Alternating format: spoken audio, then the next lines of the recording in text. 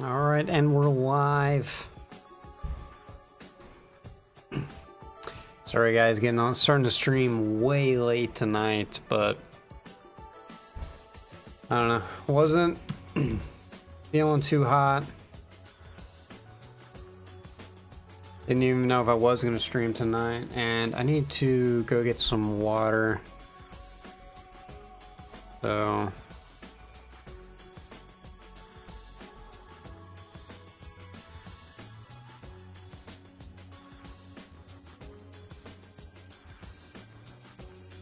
oh god, what the hell is wrong with me?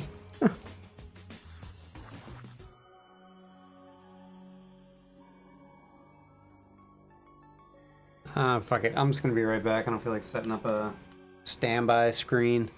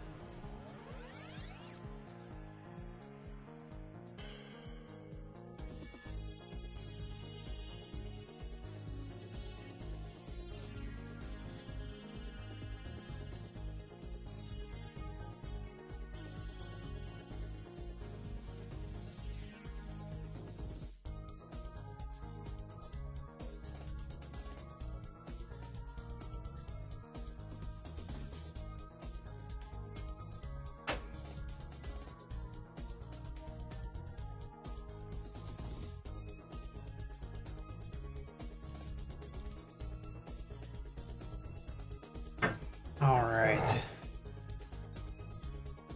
Not like this is a popular game to stream, but I probably should have looked through what games had viewers and which ones were chill.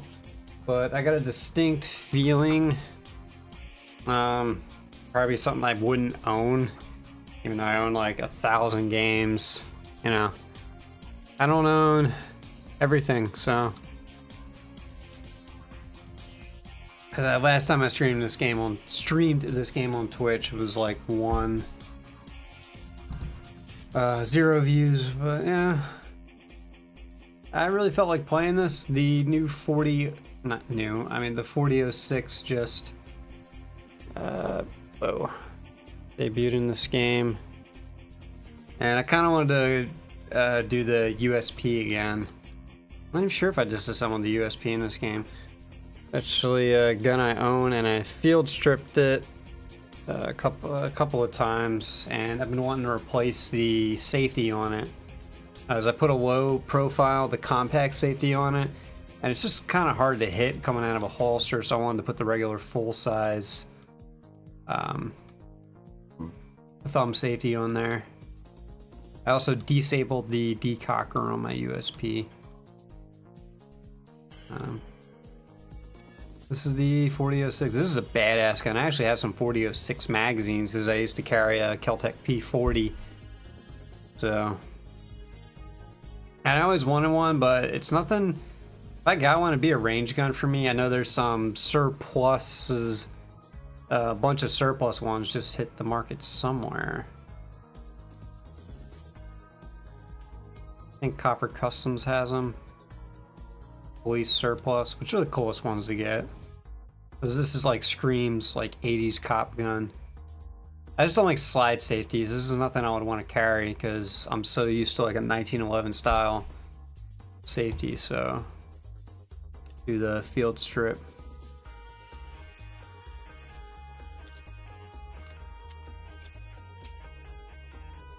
Frame rate's a little off. Put a really high-res texture on there. That's nice. This is just like disassembling CZ75.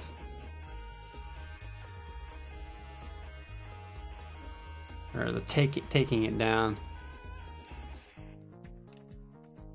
Oh, check out the lockup on that. Looks like a Reminds me of a Tokarev. Lock up here. Not on the hood, like a typical modern handgun.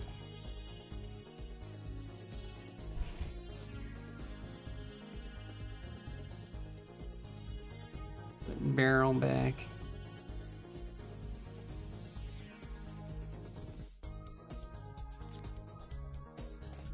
I love that hammer spur. Yeah, they went all out with the texture on this. Wow. Huh. Did they actually texture the bore? They still didn't texture the bore. I think I've only come across one gun in this game with a textured bore. I totally forget which one it is. But they don't texture the bores, and on a lot of them, they don't get the bore size right. You go see a 9mm and it looks like a 45. It looks like a half-inch fucking bore. I don't know. Man, that is by far one of the best textures I've seen in this game yet. Very high poly model. Oh, they didn't. They could have did the serrations in there. They could have 3D modeled that. That texture looks awful there.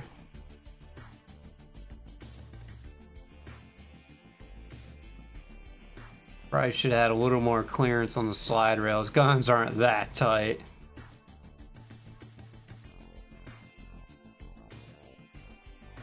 But seriously, no bore texture? I mean, come on. It's like one thing you kind of can't do in real life is look down the bore of a handgun. Well, I mean, you can, but it's generally a bad idea. Okay, so they textured the serrations here, but not on this, not on the hammer spur. Look how awful that texture is. That's like some beta shit. Yeah, they textured the slide serrations, which look awesome. I mean, there would naturally be more rust there because it's harder to clean there, and you're constantly getting your finger oils there, which can be highly corrosive depending on the person.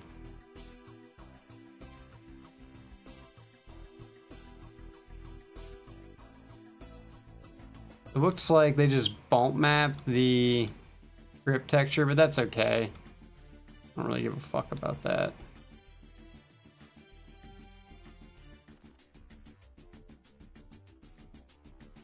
Again, more corrosion on the slide stop.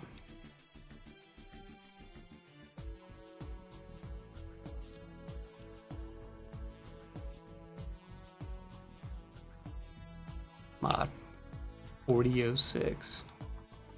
Got one of those magazines in a box somewhere. Good looking pistol. I'm gonna change out the music.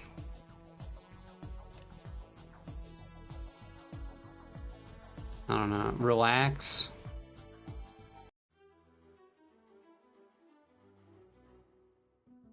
Actually don't like this soundtrack.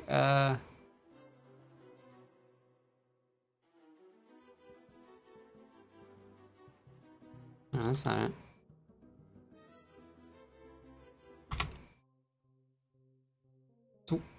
Okay, there we go. You gotta hit enter for whatever reason. Let's do the disassembly. I'm gonna be really interested to see the internal workings on this.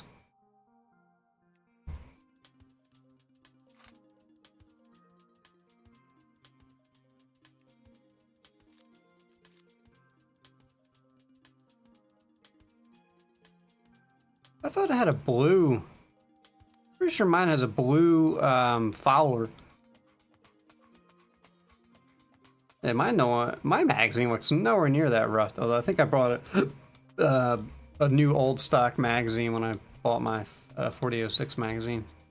It was expensive too. They're hard to come by them in new condition, and I bought that like 7 years ago. Just about 7 years, like 2011 I bought it. I like the barrel. It looks skinny here, but And they don't tend to get bore diameter right. Alright, I want to see what's going on in this slide.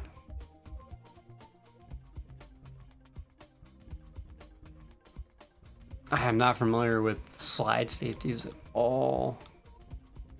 The only one I'm gonna have with the slide safety, I think, is only my Makarov.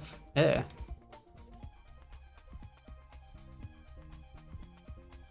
That's really typical. Nice and simple, as it should be. So, how do you push that pin out then? Oh, it's a spring. You just push down and then that pops out.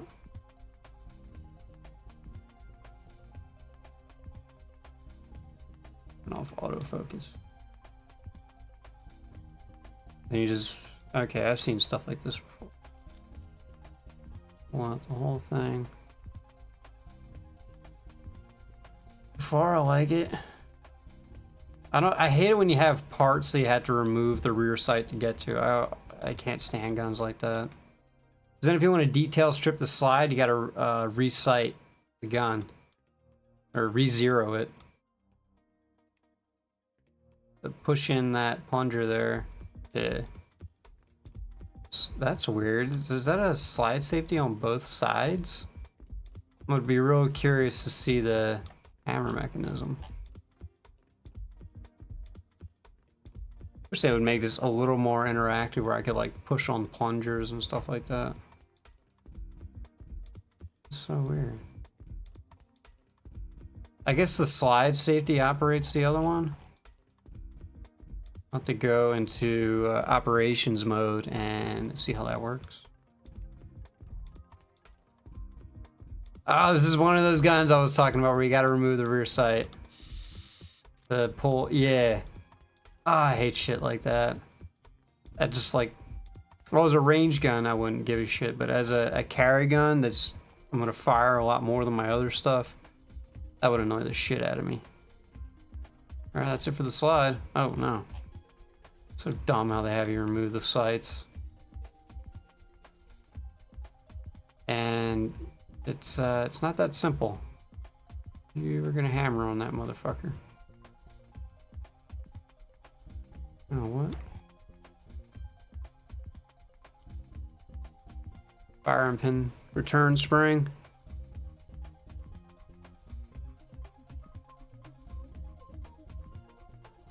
Yeah, pieces in the fuck is going on with the slide stop?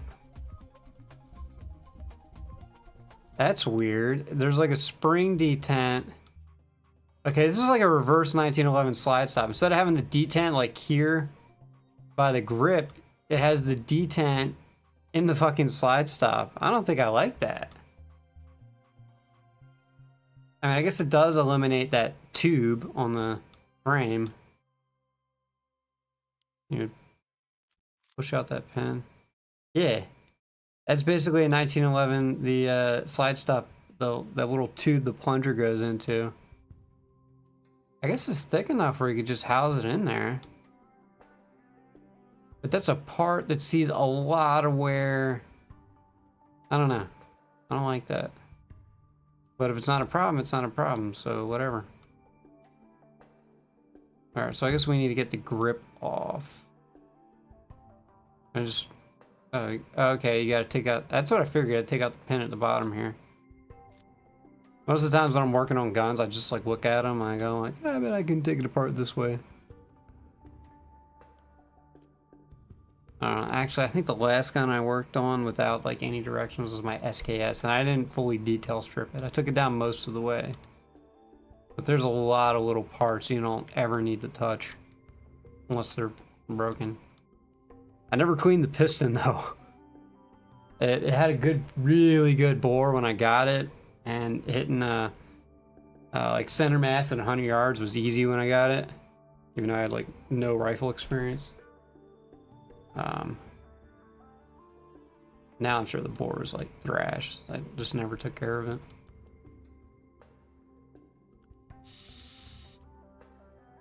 That's threaded?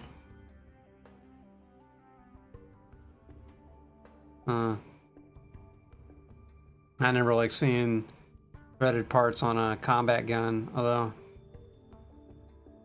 this was, it definitely looks like a police pistol, not a...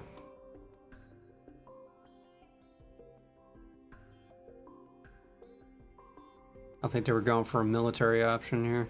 I don't know.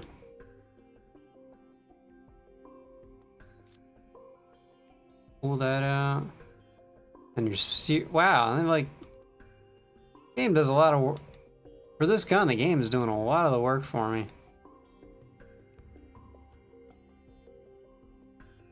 Really standard, very high power-ish. What in the fuck is going on? This gun came out in the era where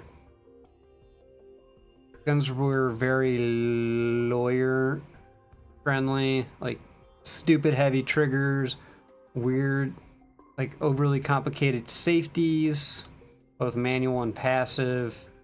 This is kind of why the Glock just came to dominate, because I'm like, just pull the trigger. That's right. This has a magazine safety disconnect, which I actually kind of like. Especially on a police gun, if someone goes for your weapon, you just drop the magazine, that gun's not going to fire.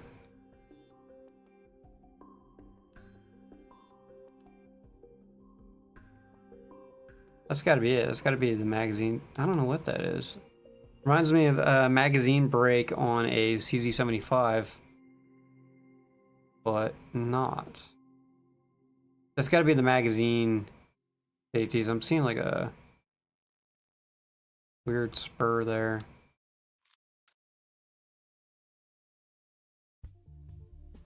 Yeah, like a well-executed magazine safety. I'm not really worried about firing the one round in the chamber from changing magazines. I don't know.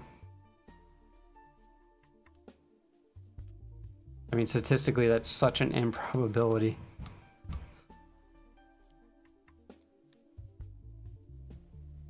Cool. Yoke style trigger.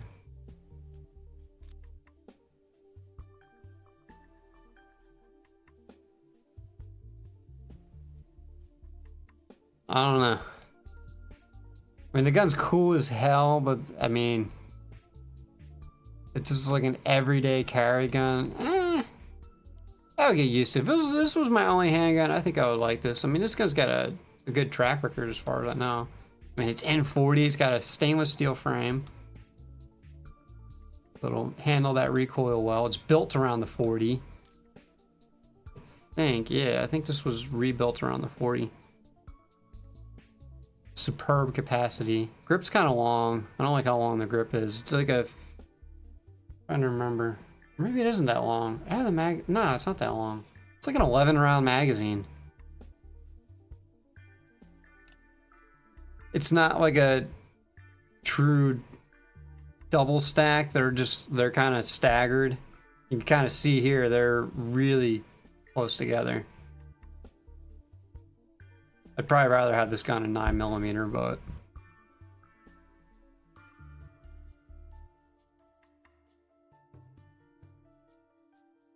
a good looking gun. I'd rather have a carbon slide and then a stainless frame, but put this guy together. Not a ton of parts.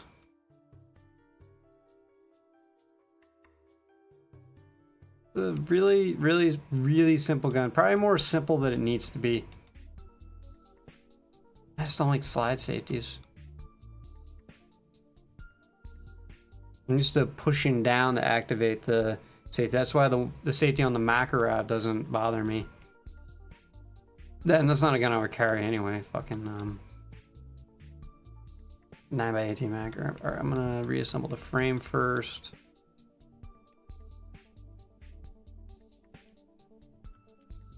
Some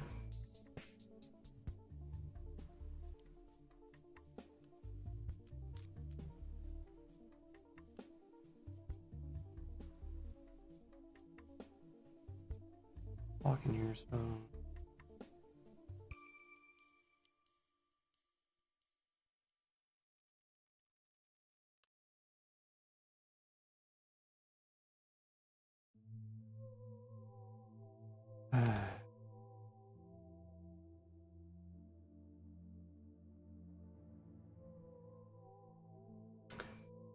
I'm kind of glad it wasn't like ideal. I'm kind of glad there's some things turning me off. Otherwise, I'd, you know, buy one on the police surplus market.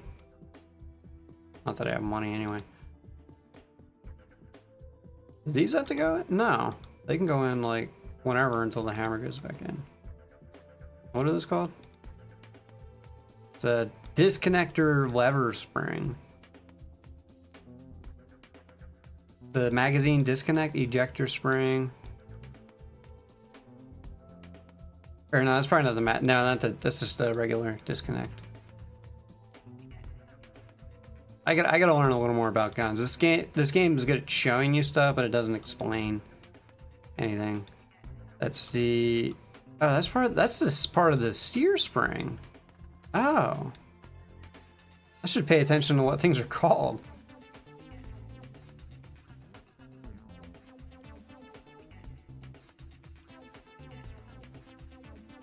That all goes in together. They're doing way too much work for you. They're getting into their way too much into their speed running bullshit that I'm just not into. Soundtrack's okay. Oh, I probably need to put that back in. That's the... Okay.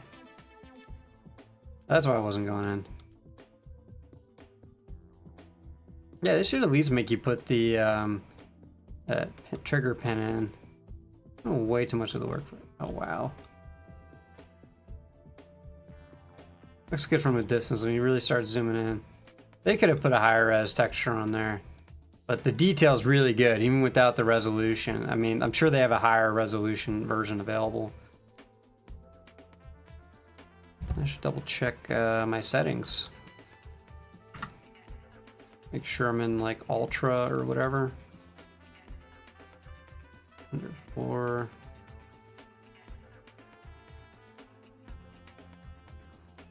Oh, they're not giving me any options. Oh, no, I went back to default. I like outer space.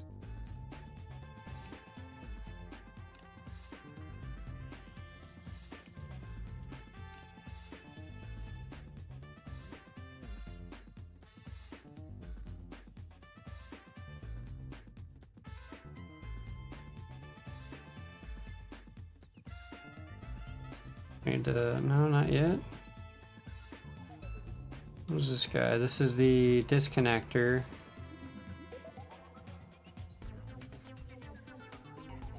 I want to look at that.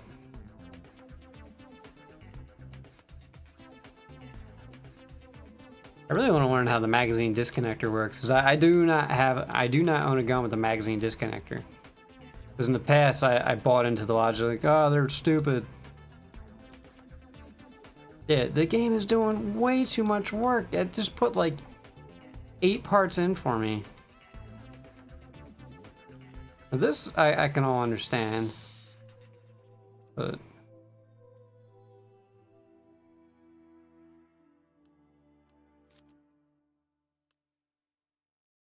they're getting too much into their competition stuff, and it's, I think the enjoyment of assembling, disassembly loses its focus. And that's what the arrow keys do.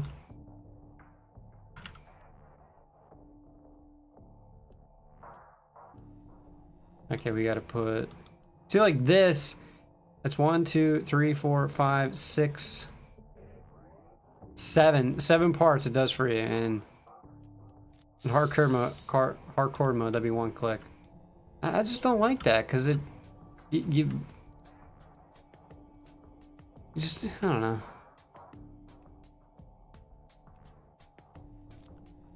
Like you miss stuff.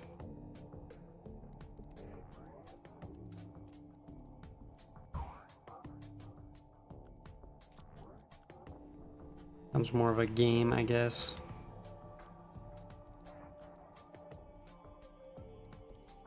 Although I don't own those guns, so I'm not paying super close attention. Like the CZ75, last time I streamed this, I was really paying attention. I was even picking out the parts where it wasn't 100% accurate to the order in which you can take it apart. There was some parts, like you don't need to take out the whole trigger assembly in a CZ75 in order to get to the magazine release. You can take that out. It's a pain in the ass, but you can do it.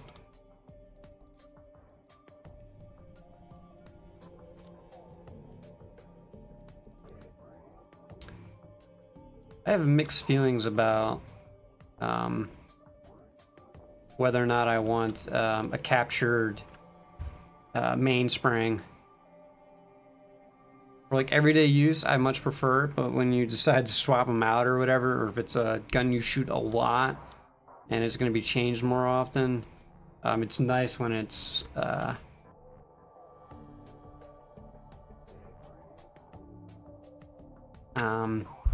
non-captured.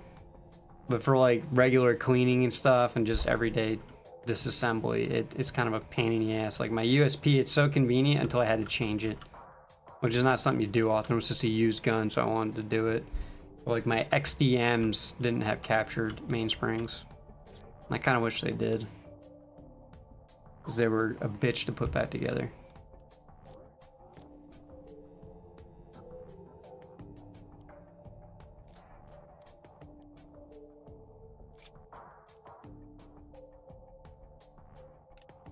I like it.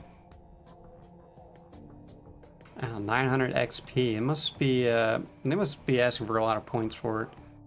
I don't know. I bought that get every gun forever thing when it was on sale for like 20 bucks. JTech M200. That's a gun I just never stood all the boners people got for that gun.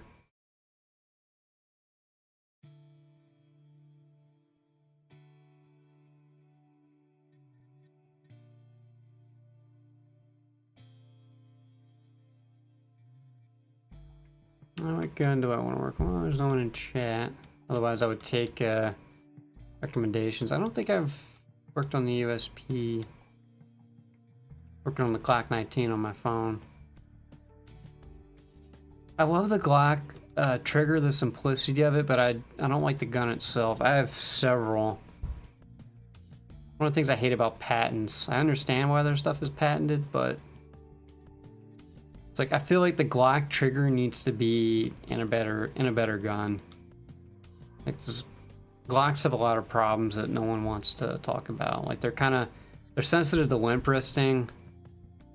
I really think they would do better with a 1911-ish grip angle, a meatier frame that actually had some weight to it, or like I know a company that used to make a steel frame for them with an optional 1911 grip angle, but I don't like that either because you're doing major changes to the gun.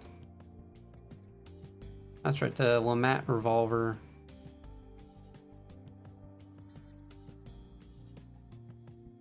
Well, not a lot of guns have come out since I bought this. Or when I first tried this months ago. The Mannlicher 1905 came out when I got this, and then the Bren. I get a couple of guns a month. I just haven't been playing this that long. Still have like 50 hours in on it. I gotta disable big picture again. I missed the stats. Oh, sweet, by cartridge. I like that. This interface sucks in high resolution. It's great on your phone, but PC, it's like everything's so tiny. Wow, there's a lot of 22s. Some of these guns have 22 conversion kits. Like the M&P, or they have a 22 version. Did the Uzi was there a 22 full auto Uzi? Definitely not in the States. I know there's definitely a 22 long rifle LCR because I saw one at my gun store. I don't know if they had the 22 Winchester Magnum, whatever the hell it is.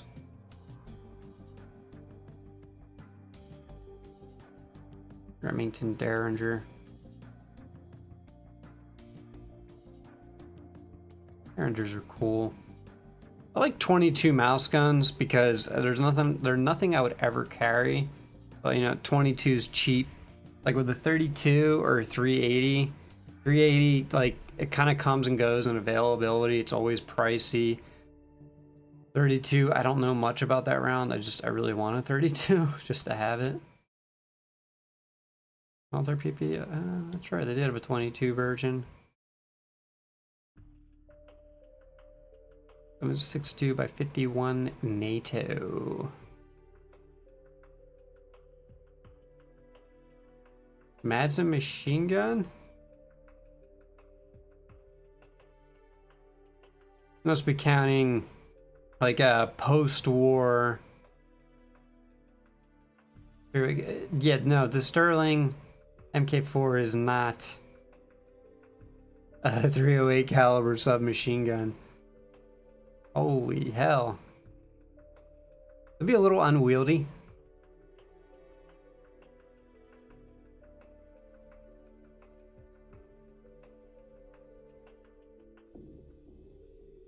Backing on the shotguns, but they do have all the interesting ones. You know, the Super 90. Browning Auto 5. USAS 12. Spaz 12. Yeah, they got all the good stuff, pretty much.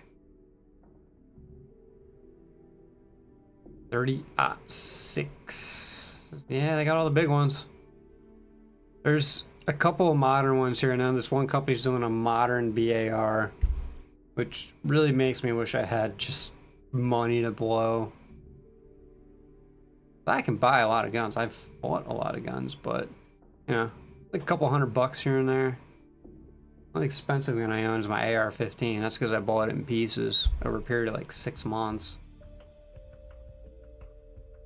I guess I could lay away an expensive gun. I usually do that with collectibles though. Usually, you know, when they can become available, regardless of whether or not I have money, I want to get them. Alright, so. A compact? No. I own the USP 40, the original USP. Oh, I got the 9mm version.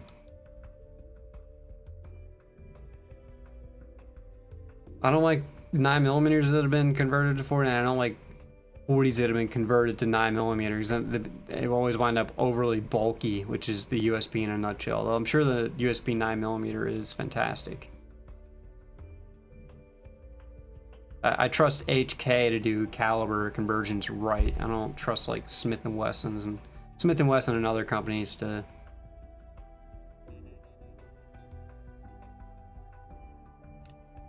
do the same. Oh, I love this gun. The only thing I hate about this gun is I wish it had a spur, because my hand, because the bore axis is super high on this gun, so my hand always winds up like right under the hammer when I go to draw.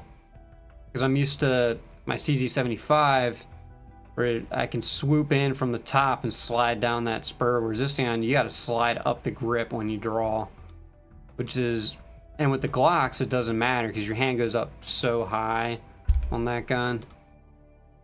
They're like the main guns I carry anymore: CZ75 and Glocks.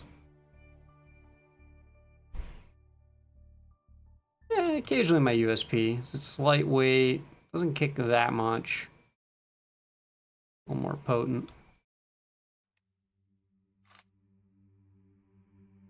Dude, the magazine release looks off. I'm pretty sure it goes back further, but like I said, I got the original USP and they went through a number of updates. Oh. And the mainspring is super light on this gun, so it comes out easy. He's got this like secondary buffer here. I wonder if they'll have me disassemble it. It's actually kind of complicated. I didn't have the proper what do they call that? A C-clip? I didn't have the proper tool for that. It was a nightmare to change the mainspring without a proper C-clip tool. I didn't bother replacing the buffer spring. Yeah, buffer spring. I know a little bit about my guns. Oh, they got the wear patterns right. Yeah, right up here. It hits the slide. And it doesn't really look right on the side here. It does batter the side here, but it hits it mainly on the bottom where the serial number would be. But I know why companies do it, especially companies that make military guns for military contracts. But I hate when they serialize barrels, because then in like some districts you can get in trouble for replacing a serialized part. Fucking stupid. Those barrels need to be replaced. But I don't think anyone enforces an arbitrary rule like that. It took me forever to figure this out here.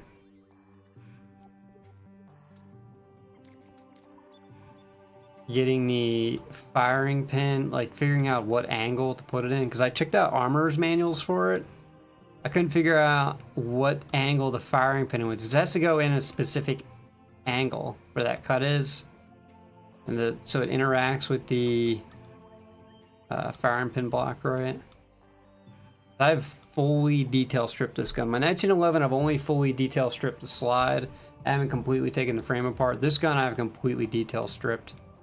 My firearm pin seized up in one of my range sessions, and it was my carry gun at the time, so I had to really get in there and make sure everything was all right, because it's in pristine condition, but it's an old ass, for a polymer gun, it's an old ass gun. I don't have any grip cracking or anything. Like with 20-year-old Glocks, you will see a lot of them have cracked where the magazine goes in, so there'll be cracks there because their polymer is vastly inferior to H&K. It's just the unfortunate reality.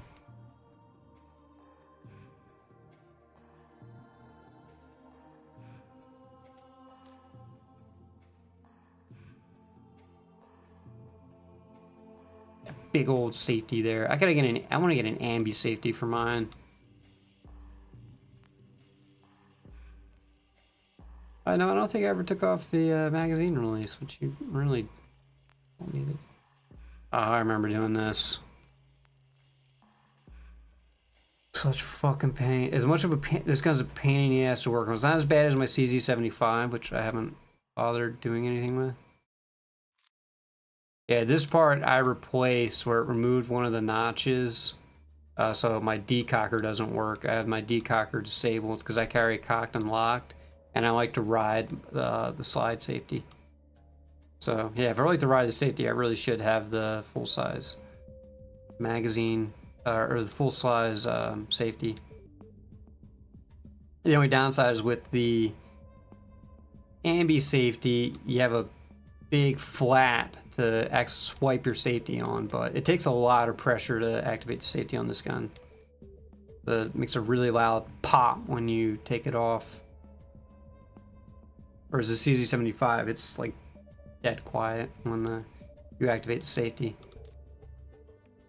I remember that thing. What is that? That's the disconnector. That's the detent plate. Makes all the poppy poppy noise.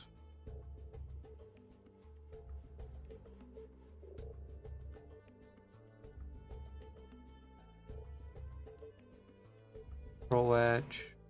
Mag release. That doesn't sound right. I think that part's mislabeled. I don't know. I forget. I haven't looked at the armor's manual in like a couple years. Sear. I know that's right. It's a chunky fucking sear. Remember taking this apart? You see like everything looks smooth and shit here? That's how it looks in the gun. I did not see, sorry, garage door. I didn't see like machining marks and shit. Like you think of the typical insides of a gun. Like it was just fucking immaculate. Well, I mean the CZ75 looks pretty good. At least the trigger parts. The actual inside of the frame looks rough, but that's how the Czechs build it. Like they make the outside look pretty, but the inside looks, no, doesn't matter.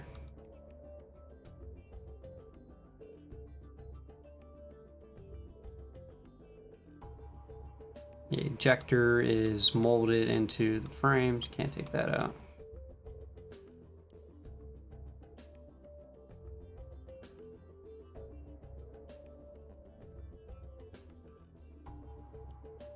Oh, flat spring. That is a bitch to take out. They always are. Flat springs are always a bitch. And you gotta be careful taking them out too, because you don't want to really bend them or anything. Oh, that part there, that part's a bitch too, because you can't see it when it's down in there, but you have to remember it's there. This is one of those guns you need a pair of like tweezers on hand. Detent slide and that fucking spring. Took me forever to put back in right the first time. Hammer axle. That's labeled right.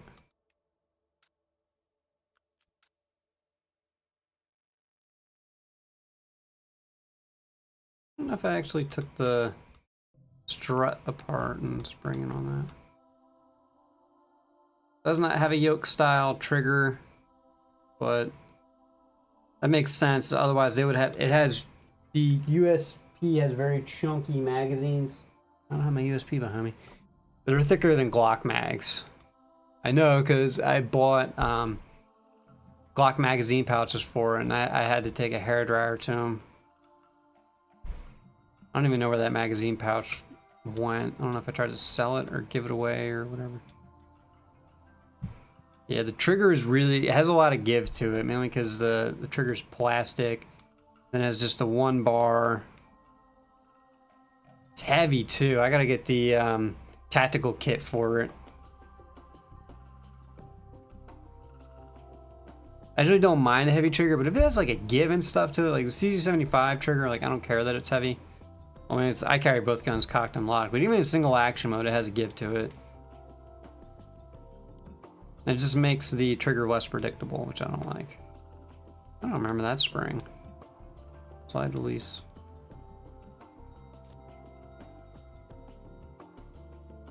The trigger was probably the worst part to put back together. That was just an absolute nightmare. Yeah, it's a piece of plastic molded onto this metal bar here. And there's some rough edges too that, if you know what you're doing, you can smooth it out. I haven't done that yet. I'm probably just gonna buy the tactical trigger setup with the built-in slide stop, which on a plastic trigger would really help. So when it hits the back of the frame, it's also gonna bend too. Yeah. Be pretty awful. And what we got here? Trigger bar detent. Oh god, I remember that. Yeah, when you spend like several hours putting a gun back together, you're gonna remember stuff. I did not take that. That does not look right. I don't know.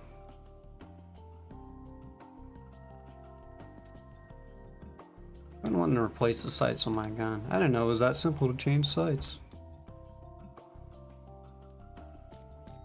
I also replaced the... Sorry, it's got a weird looking mag spring. I forgot. I ended up replacing mine. Reassembly. Trust me, alright, what you're about to see here is far harder to do than how it appears. We put that back because... make it look so fucking easy. I don't remember what gave me a hard time though. Oh, the spring! I almost want to put that on rewind. I want to see that in slow motion. That spring was a fucking nightmare. Because you see... teach you guys a lesson here. You see how it has tension there? And then it has to have tension. It has to have tension right there. Then it has to have it... I wish I could have X... Can I have X-ray mode? There we go. X-ray, here we go. It's got to have tension there. And then it's got to have tension here. Mind you, it's bent right now. That's not... It's not in relaxed shape. There is... So you got to have it perfectly like that and then perfectly like that. I mean, it's easy to force it in that position when it's outside the gun, but to get it in the gun at that exact angle, it took me literally, it was over an hour. And I was watching all these videos on how to do it, and no one just had a good method. This isn't even realistic because it's not pressing down on the inside of that frame. It leaves like a little mark there, not much. Yeah, but that's not represented right. It's putting pressure on the trigger, but it's not. See? See what happens when I own these guns? I can tell you where things went wrong. I also don't think this spring was there. I don't think that spring was on the original version. Because they updated it with a different slide stop. I have the original. They changed the shape of it. I think they enlarged it, maybe. I don't know. I can't exactly show my gun on camera, as the Switch has a policy against weapons.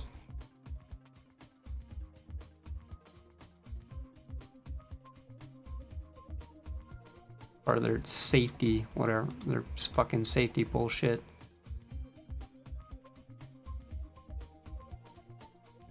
Whatever. It's their policy. I flash my guns enough on YouTube gaming, so I got it out of my system. So when does the trigger bar go back in? I gotta put slide release spring.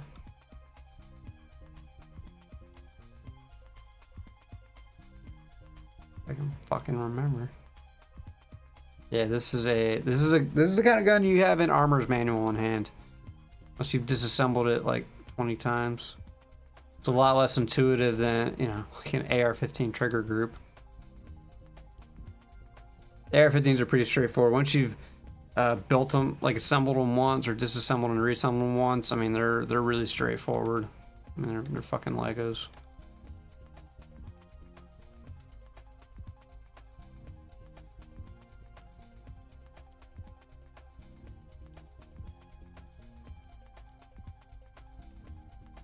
That's why I like the rote memorization that this game kind of promotes. That's kind of how it is. If you're like an actual armor, I mean, you would probably be expected to get this shit together quickly. Okay, now I can put the trigger bar back in. I see, because it needs that detent there, because it's pushing up on that bar, I think.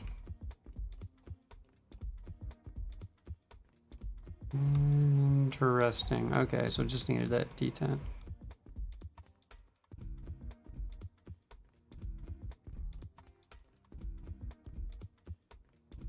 I wish it would make you put the pins in. It's doing auto pins here, which I don't like.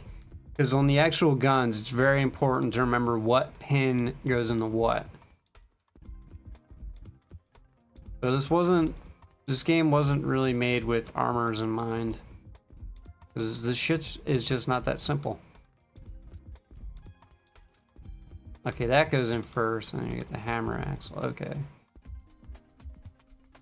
I know this is a complex trigger, but trust me, compared to the CZ75, this is nothing. Because you notice, it doesn't have that many super tiny little parts.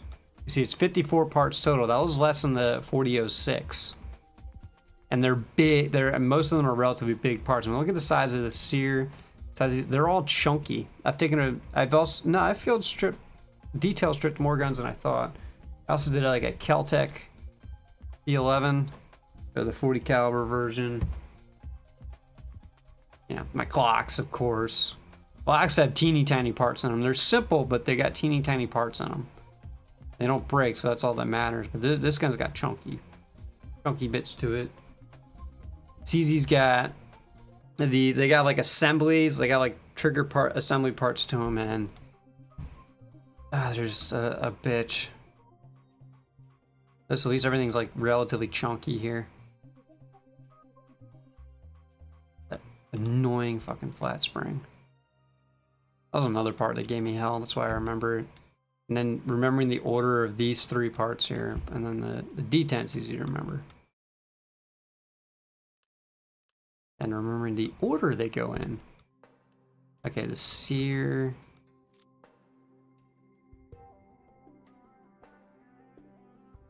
Oh man, yeah, I remember shoving these.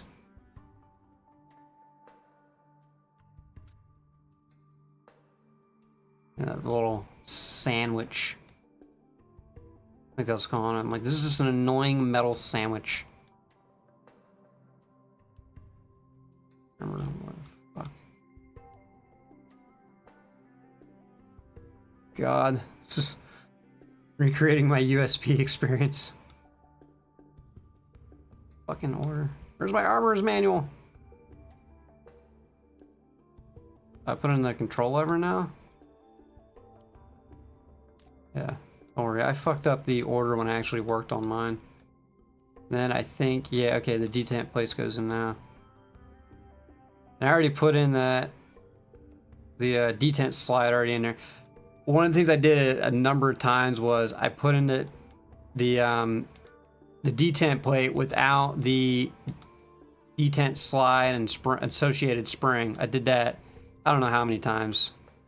And it's your axle pin.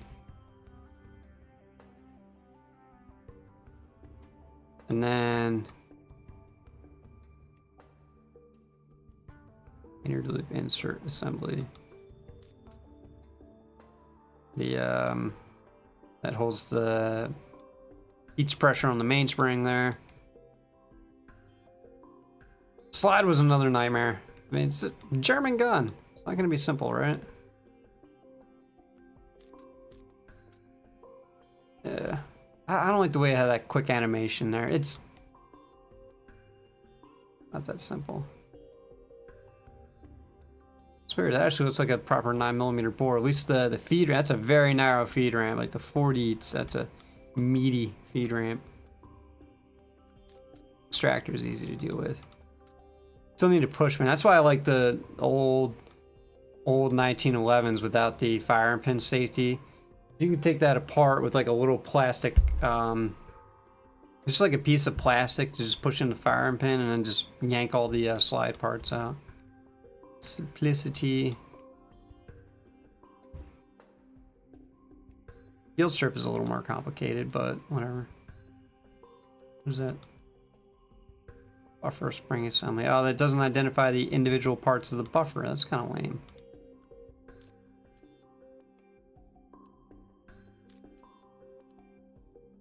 But they got the bore diameter right for once. That does look like a 9mm bore. Did they actually texture the bore? Which they never do. Yeah, never. That's such an oversight. Why would you not texture the bore? This seems so fucking stupid to me. I seriously don't remember that spring there. But again, I have a different version. I didn't know. I know they changed some things internally. Oh, there's the series number.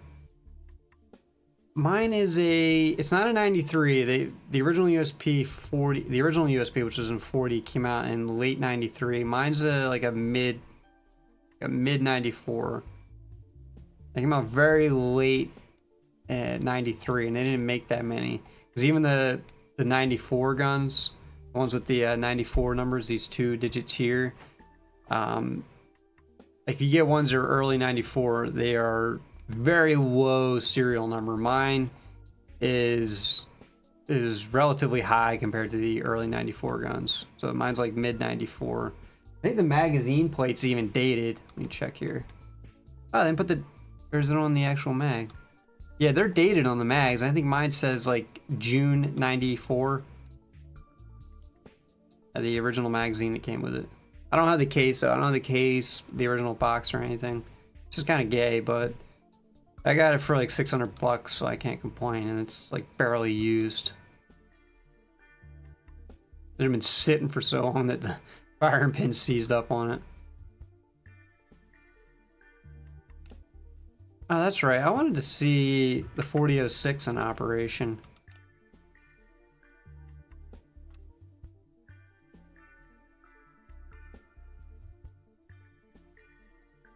Oh, 357 SIG. Well, the USB compact came in 357 SIG. You can get aftermarket 357 big conversion, 357 SIG conversion barrels for the USB 40.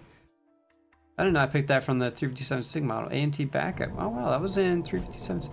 Why the fuck is the garage door being used so much right now? M&P 40, yeah, that did come in 357 SIG. The M&P did not do well in 357 SIG. It wore out its mainspring too fast. And what's interesting about the USP 40 is they did eventually lighten the slide. So I really want to get a 357 SIG conversion barrel for it because it's got such a heavy slide that's got to help with the cyclic rate. Plus, if I beat up the mainspring ever so slightly, it's still got that heavy ass buffer. SIG P228. I shot a P229. What's the SIG P228? I'm not familiar with that one at all.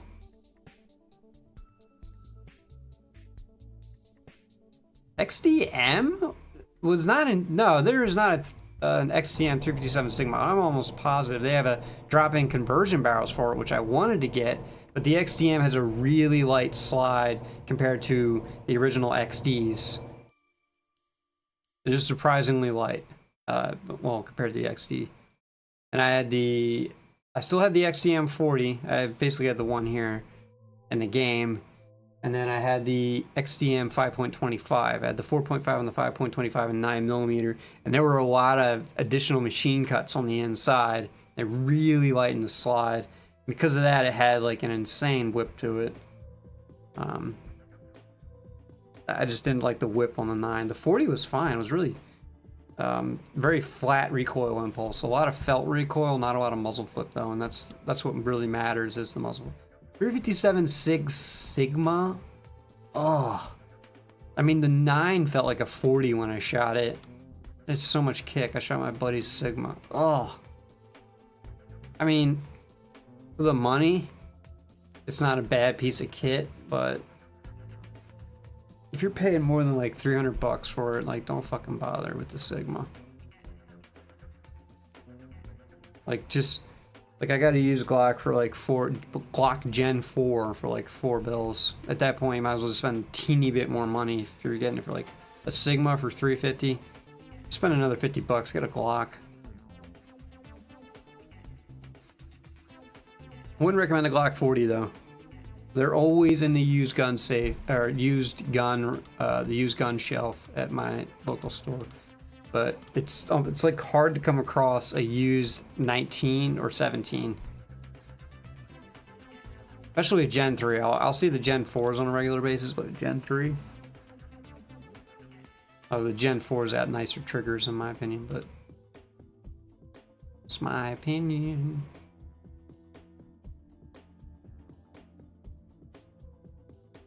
.357 Magnum. Not a fan of the .357 Magnum. Owned one and carried one. Not a fan. Oh, they don't have a 40 cal section. Alright, I just haven't got to it yet. Oh. .5 Creedmoor. That's a trending round right now. I have no opinion. I'm not a long range shooter. Just the rifle ranges are too far away. That came out VZ61. They had a 9.19 version. I thought that was a 32 ACP. It is. Or the 32 Walther PPK is a lot nicer than the 380. Everyone I know has the 380, and a couple people I know like complained about. The well rod is in 380. Ew. 2800 remaining.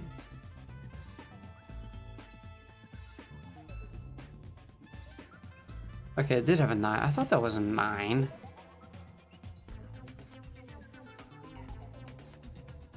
Well, back then they were all full metal jackets, so I mean it's gonna be shitty either way.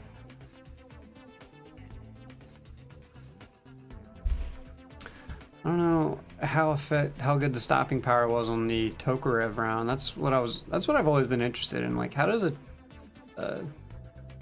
760 by 25 full metal jacket do on ballistic tests? I'm sure someone's got some videos on YouTube.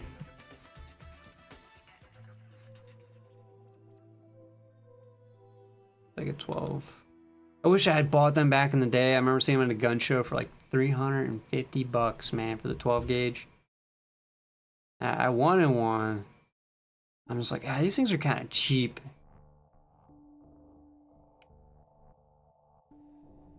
Now, like, well over $1,000, which they're just not worth it. But I don't know. I'm not an AK guy. I mean, I like their ergonomics. Like, they feel good in my hands, but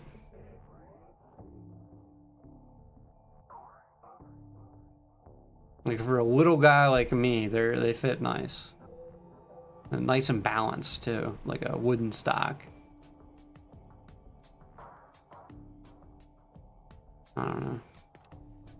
Not an AK guy.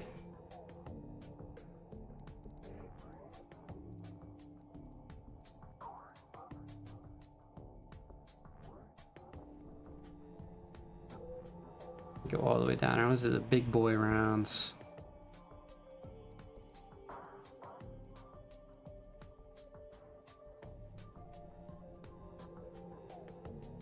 I got all the weird shit at the bottom. 9x18 Ultra. That's right, the Walther PP did come in. I actually have a box of 50 Ultra rounds. The guy I bought my Makarov. I gave him some of my 7.62 ammo. I was like, dude, I'm not shooting this gun. You want this? They're just gonna bring me some SKS clips for free, which are like hard to get now. Someone told me. That was nice. But he forgot to bring them, so he bought me. He was gonna buy me some 9x18. The guy at the gun store. I mean, he did the transfer, sold me a 9x18 Makarov. Dude fucking sold him 9x18 Ultra. And the gun store was like 2 hours away, so I wasn't gonna go and exchange it because the guy sold me the wrong fucking bullets. Yeah, I don't know if you can, but you should not run 9x18 Ultra through a Makarov. It's a higher pressure cartridge. Still pissed off about that. As I got this box of 9x18 and I need to get rid of them. They're fucking useless to me. 8x54 Danish. This is really cool. 9x23 Largo. Bergman. 76792. There's a couple of guns in that Kurz round. There's the one made for like the holdout troops in Germany. They had like it was a semi-auto, like a single shot a semi-auto, I forget what it was. For the children and old people that were fighting the Russians.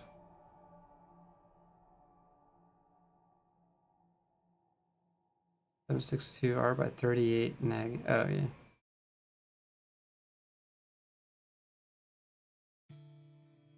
.6 by 30 HK. I never looked at the ballistics on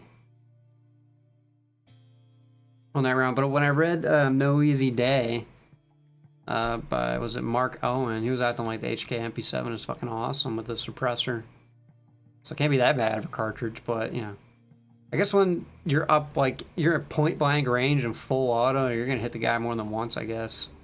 That thing's got it had very little recoil. 50 Action Express.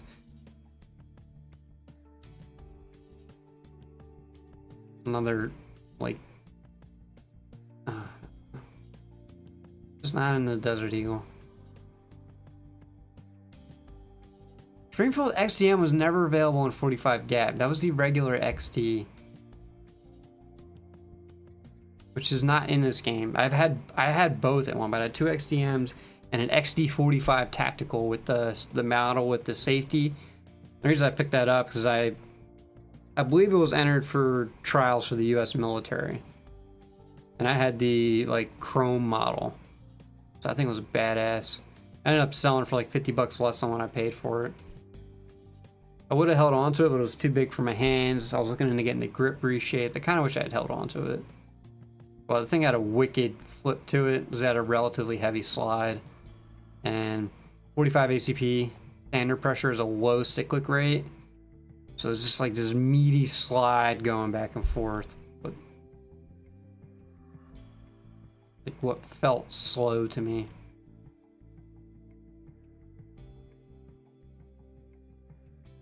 Nine by 39.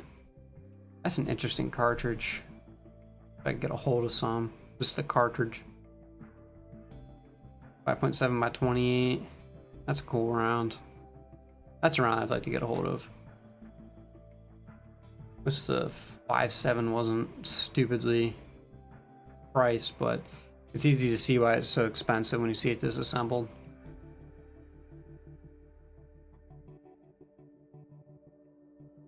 .41 Action Express.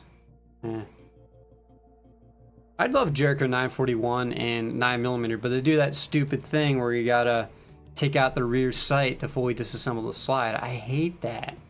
Because the CZ75 is not like that. It's like the Jericho, they backtracked on the improvements the CZ75 made over the Browning high power. I felt like the CZ75 took the best of the Browning high power and then the Colt 1911. And the Jericho 941, it looks like a CZ75 clone, but it's got more complexity, like a high power. I still love one in 40. One with the thumb safety, not the stupid, or frame safety, not the stupid fucking slide safety. I'd be all over that in 40. This is made for the 41 Action Express. That's a hell of a cartridge. So it'll handle the 40 Smith & Wesson no problem. With full power rounds through there. Maybe some Corbin. Those stupid hot Corbin rounds. AMT backup was in 400 carbon. Why would the Desert Eagle and a pocket pistol be chambered in the same round?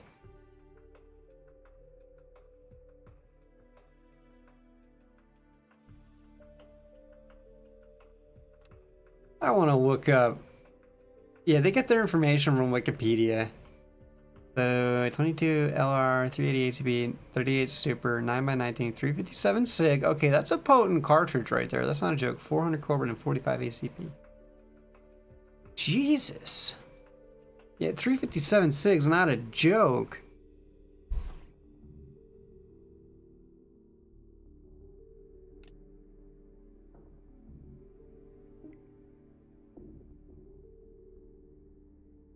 It's an automatic card developed by Corbin. And Corbin makes hot fucking rounds. I stopped carrying Corbin a while ago because their 40 was just so hot. The 135 grain had it was so snappy. It was created to mimic the ballistics of the 10mm cartridge and a 45 ACP form factor. Essentially, a 45 ACP takes neck down to a 40 caliber. That sounds pretty cool. I like bottleneck cartridges. 25 degrees shoulder. While sophisticated making hollow point bullets work, the added velocity ensures that the hollow point will open up with material.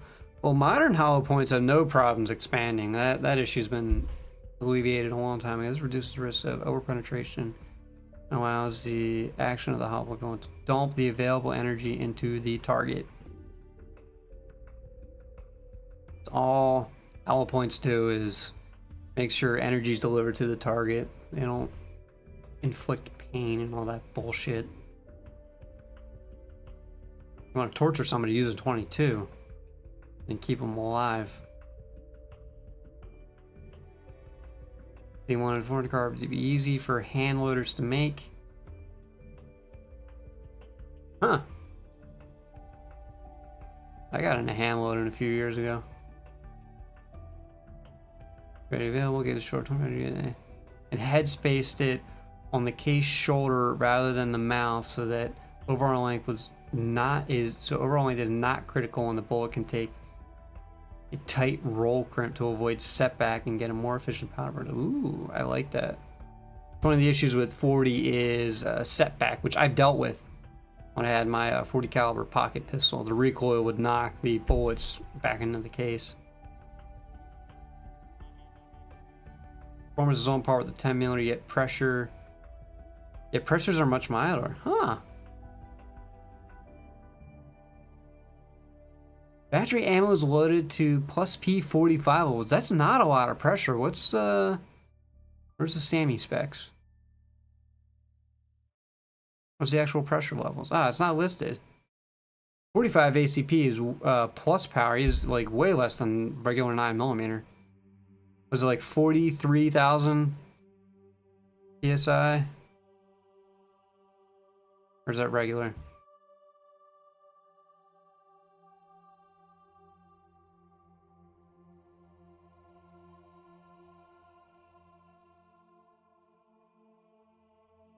Performance is on par with the 10mm. It was relatively high velocity for a handgun round. 400. Yeah, I think 43,000 PSI is the regular 45. I think. I'm thinking a 38 special. And also, we're just going to 238 hardball. Wow, that's not a lot of recoil. Less than a 40 cal. Can function much better in the straight case with a variety of bullet shapes and sizes and how. Yeah, because allows the use of fully supported barrels. Blisters somewhat between a 40 Smith & Wesson and 10mm auto. Unlike the 10mm, which operates at the SAMI maximum close to 37. Yeah, that's like 357 Magnum territory. Operates at 29,000 psi, although one source states the pressure is 26,000. Yeah, that's 45 plus P pressure levels right there. But I think 9mm is like 32,000, so that's still low. Once close to standard pressures for 45 AC. Oh, that's 21,000. Okay, I thought 45 plus P was 23,000.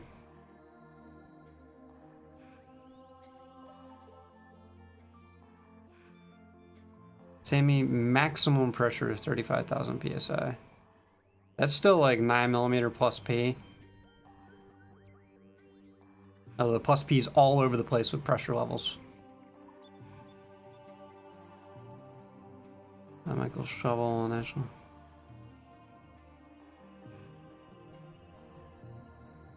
Are in the 23,000 range, while many contend for it does not batter converted 19 lines nearly as harshly as the 10mm auto, yet performs comparably.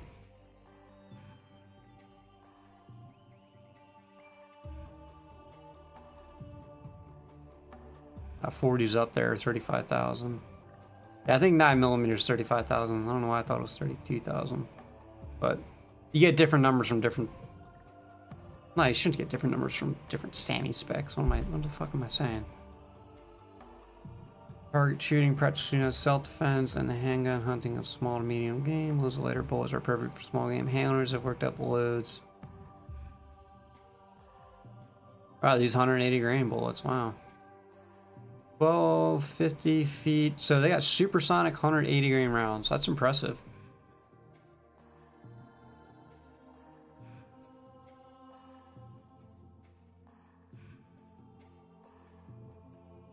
Using a 5-inch barrel. That, believe it or not, I like to carry guns with 5-inch barrels.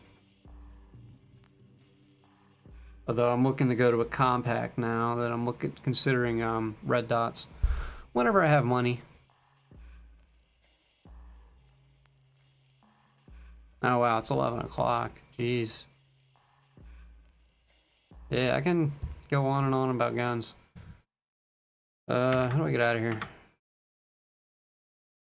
The AMT backup was made in that round. Holy hell. I don't really like that gun. This is the original one. Oh man, that is a fugly piece of shit. I'm not a fan. It's not light either. That's stainless steel. At one point, 18 ounces. About what my Glock 26 is, but yeah, that's not light for a pocket gun. Actually, I think the car MK9 is a little bit heavier, but that's a fucking 9mm.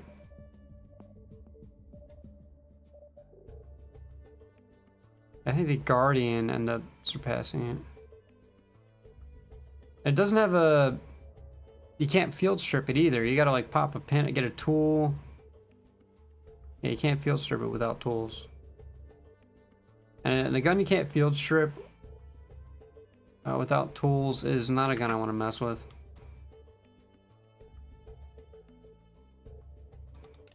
And I love me fucking Uzi, man. Compact gun with a fucking 10-inch barrel. I wish you could still get they still imported the Uzi semi-autos. Thanks fucking George Bush Sr. Republicans are pro-gun my ass. Even in semi-auto, the gun's fucking cool as hell.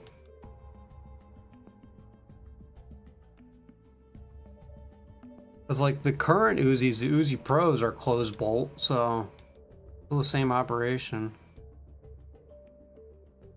I don't like. If I wanted full auto, I'd use a different gun anyway. Probably use an AR-15.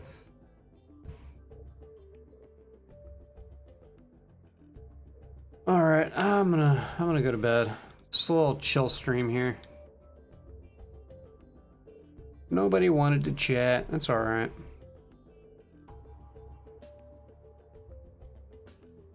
That's alright. Desert Eagle. The coolest looking gun that's kind of meh. I've only ever held a replica. I don't think I've held the real thing. I think I tried entering a raffle for one. The grip's not as bad as people make it out to be. It's chunky, but it's more long than it is thick. Got that long cartridge in there, but you know, the safety, you have to operate with your offhand. My thumb isn't long enough to fucking reach that thing.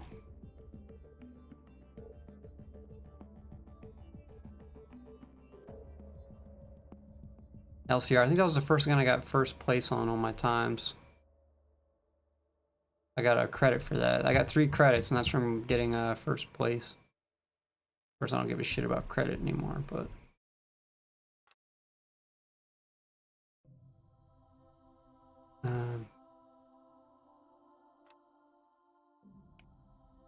here we go. I got first place for the day, but still got a credit. Those are hard to get. These are nice guns. I've held them. I think the trigger is massively overrated. I prefer the J-frame trigger because it's more consistent in weight throughout the pool. The Ruger trigger lightens up towards the end, which I don't like. I'd rather it get heavier through the halfway point. Look at those cast bullets. You know, like, are you trying to get lead poisoning there? I don't mind cast bullets, but I buy the coated ones. I got a local store near me that does really nice cast bullets, but they do like a purple coating, which is kind of cool because I haven't seen anyone else do that. It was kind of cool shooting purple bullets. You don't have to deal with lead contamination. At the range, they say no lead bullets, but they said they were fine with me shooting coated lead bullets. It was nice. And the guns where you can like only get lead bullets, like 44 special or 22 long rifle, they're okay with, but... And they only sell copper weighted 22 ammo there, which is cool.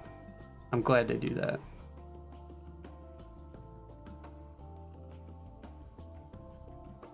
Thought about picking one of these up, the semi-auto ones with the welded stock. They're just cool. So I got the stripper. Plus, I got one gun in Tokarev. I own the CZ52. I'm thinking about picking up one of those M57 Tokarevs that are like $200 right now. This has got to have better Argos than this gun. This gun has horrible Argos, like that little metal bit there. Just the way they did the ergos on this gun. It's got really nice sights on it too. It's got a really good military trigger, or at least the one I have does. I'm thinking about picking up a second one that has the 9mm conversion barrel. They're going for like $500 around the time I picked this up. The guy had 2. He had this one, and then he had one. This one I paid around like maybe $350 for. And then he had one with the 9mm conversion barrel for like $500. And I put the one on layaway, and I should have just... Since I was doing layaway and the payments were really low and it's a really nice guy, I should have just put the one with the 9mm barrel on layaway because it would have been a lot cheaper to shoot, less recoil, less wear and tear on the gun. When you're just like plinking at the range, it really doesn't matter what fucking round you shoot, even if it's a 22 conversion. Yeah, 9mm is a baby compared to the screaming hot Tokarev cartridge. Because despite the shitty ergos, well, part of the reason this gun has notoriously horrible recoil is because the gun sits like a half a foot off your hand, whereas the Tokarev sits a lot lower and is known to be a much milder shooter. And it's got this cool, it's not roller locked. What's that action called?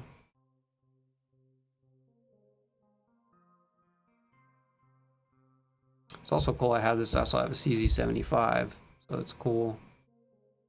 I want a CZ82. I wish I had snagged them when they were like dirt cheap when they first started importing them. Because I want another gun in 9x18 Makarov because I love that round.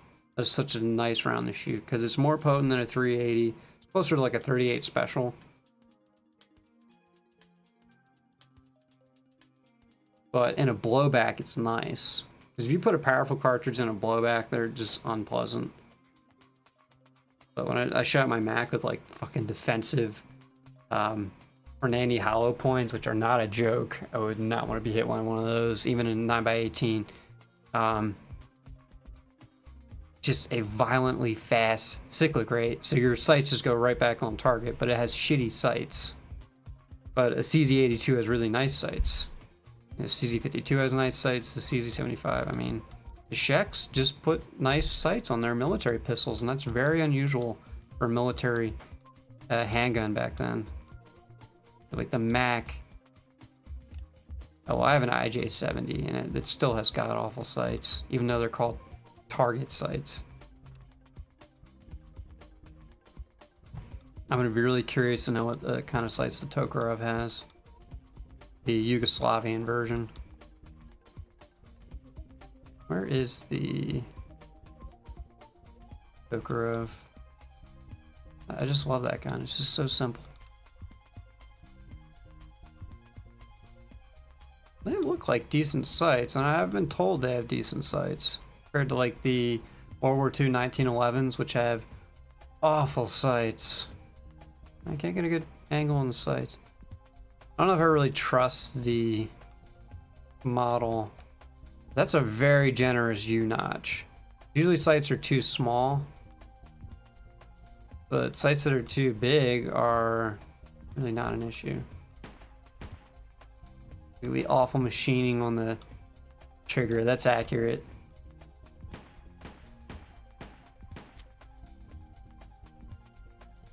Oh, it doesn't have a heel clip magazine. Nice.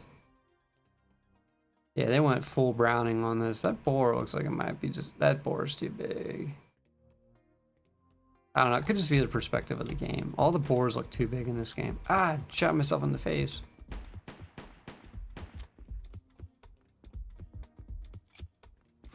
Got a slide lock. So nice. I guess they were designed to be carried with an empty chamber. And they're Russians. They don't give a shit about you.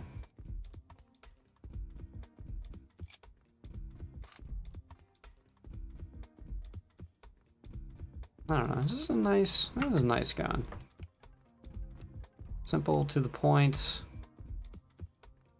I like it.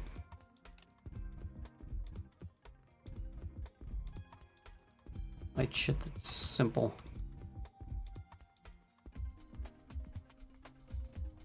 I have a CZ75. This is kind of a complex gun, but they're stupid reliable.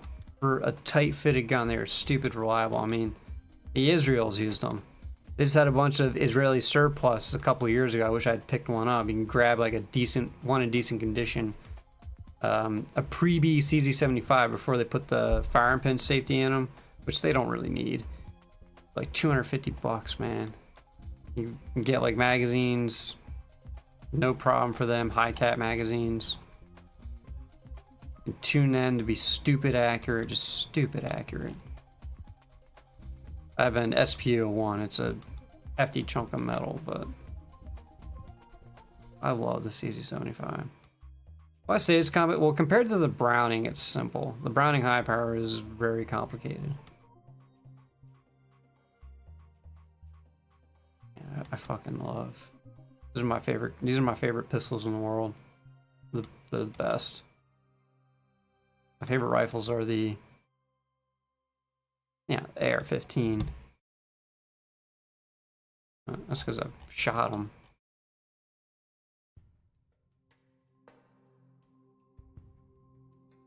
Still haven't tried a Tavor yet. But the aftermarket is so insane with AR-15s. It's hard for anything to really compete. And Tavors are kind of expensive, so they don't really give you any... For me, anyway, if I ever save up for one, I wouldn't have wiggle room for aftermarket barrels and triggers and shit. But for that kind of money, I would want a gun that shot like an inch and 100 yards. But my gun probably does like 2 to 4 inches. I spent like $2 grand on it. That's because I cheaped out on the barrel and got like a chrome lined barrel, which If you want accuracy, you want stainless steel, or you want like a nitride finish on the bore. But I'm content with it. I paid for reliability. I wasn't paying for accuracy. So I'm content with what I got. This is a fucking cool gun. Oh man, it's got it with the suppressor. That's just a fucking cool gun. I would love to have that in 9x18. I'd be fine with just a semi-auto version. What kind of muzzle device is that? Gotta be a different version. Maybe 9x18.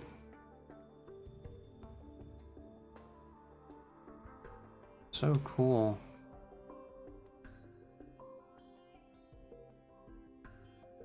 I wish I showed pictures with the holster in it, as the holster is fucking cool. Forgotten Weapons did a really cool video on that recently. That's a gun I can't get into because that's not one I have access to. Like the stuff like I can like never even see in person. I just don't care. People tell me their favorite rifle is like the VSS or something. I'm like, what? Because you handled the airsoft version? The RPD. Well, you can get a hold of the semi-auto version. But I don't know. I have a hard time with semi-auto. That is cool action. Oh wow, it goes in the stock too. That okay, that is cool. So if you said it was an RPD, and you have one, you are cool. I don't even think there's an airsoft version of that.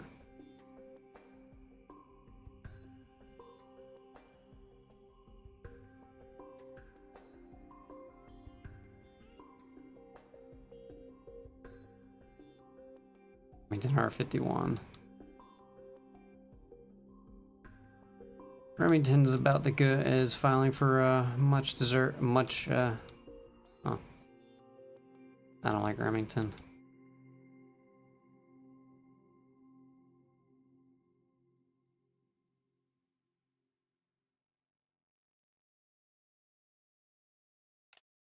That's right, I wanted to see the operation on this.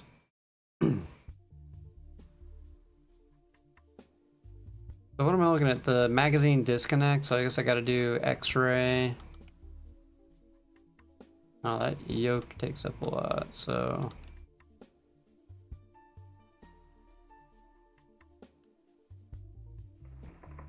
If I can see the disconnect. Okay, I do see that little bar that flips up there. I was wondering what that was when you take this. When the slide came off, I noticed that pop up.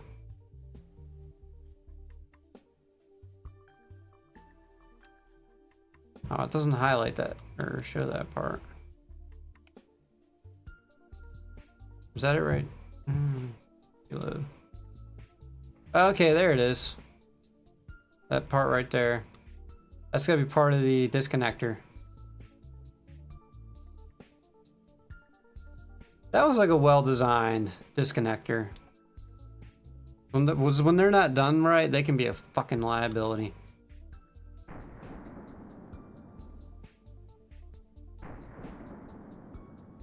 I love that action. I mean, yeah, it's got a really high bore axis, but not everything can be a Glock. That's just beautiful.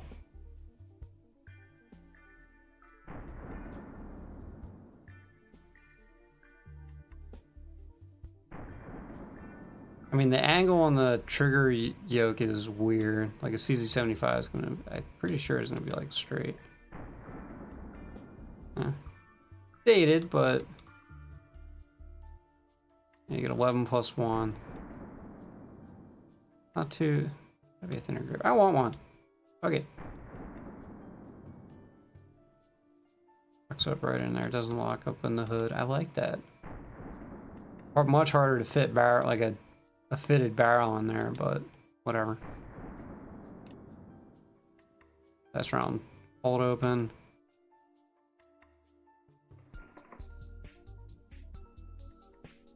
Alright. Magically refilling bullets. Magically refilling magazines. Oh, that's right. You get to drop the slide now.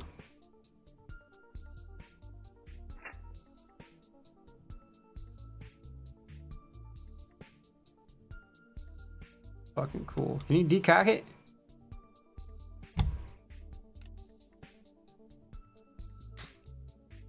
Your decocker.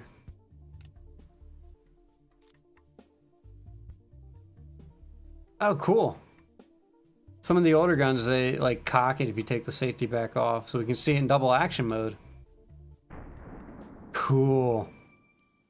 I want to decock it again.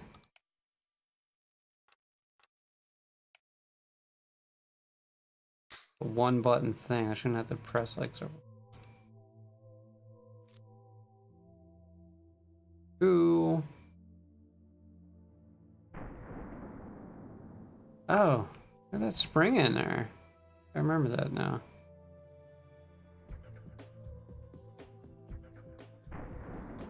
So, what does that spring do? A trigger return spring? Such an interesting action. It's an interesting. This is a surprisingly interesting gun. Really surprised. Really cool. I like it.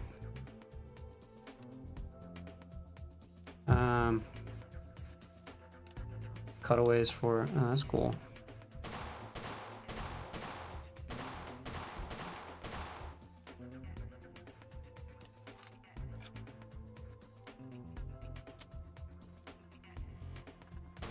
Oh. I have half a mind to shoot you. Unload. That's cool. I like it. I'm really glad they added that. I don't like the disassembly process. I don't like how they way oversimplified so many steps, but I know they're trying to make their competitive aspect easier, I guess. I don't know, whatever. Prefer when you got to get all the pins and shit.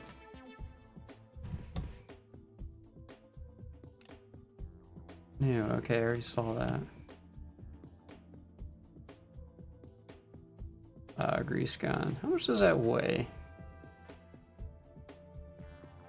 Oh, it has an 8-inch barrel. I thought it was 7 inches. Well, most like 9mm subguns are 7 inches. Holy shit, 8 pounds. The A1 was just under 8. That is heavy. That's like, that's about what the M27 IAR weighs, to put it in perspective. And that has, like, what does it have? Like an 11-inch quad rail on there? That's not a lot of gun for 8 pounds. Because I'm reading Inside Delta Force right now. He was talking about, because like the grease guns are reliable, and that's the original M3. I think the one in the game is the A1. M3A1. Or is it? Oh no, it's not. A1 doesn't have the cocking lever. You gotta stick your thumb in the bolt and... if I can show you. Oh, I love that flash suppressor. That's fucking cool. See if I can show you the A1. That's A1 right there. See that little, like, crudely cut notch in there? Stick your thumb in there. There's the A1.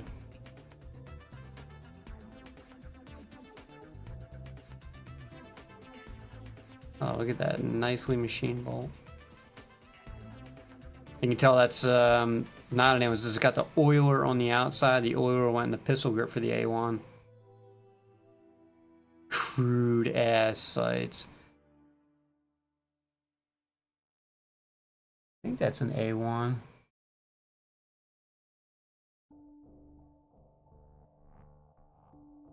No, it's not. There's the cocking lever. I would have preferred the A1. I don't know, it's just... it's even like, it's like cruder, because that charging lever is just overly complex. It's like an M1919 cocking lever. I guess that's what they were going for. Or an M2. But you don't need that on a submachine gun. Definitely better than the Thompson. The Thompson is just stupidly complex and expensive. I'm not a fan of the Thompson.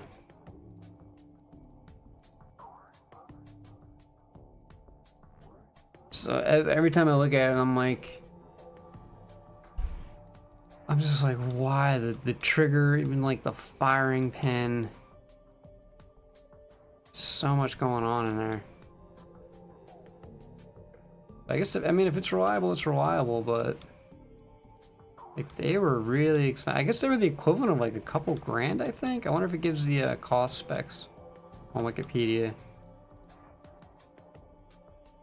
I think the BAR was like 300, what was it, like 350 bucks per unit? That's like the equivalent of like a couple thousand now. I'm probably like way off. Probably off.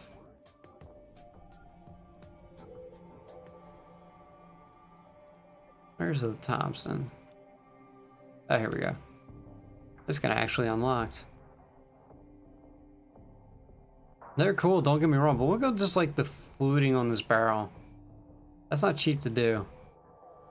That compensator is gonna wreck your ears. They didn't use hearing protection back then. Didn't have one of the better drums out there.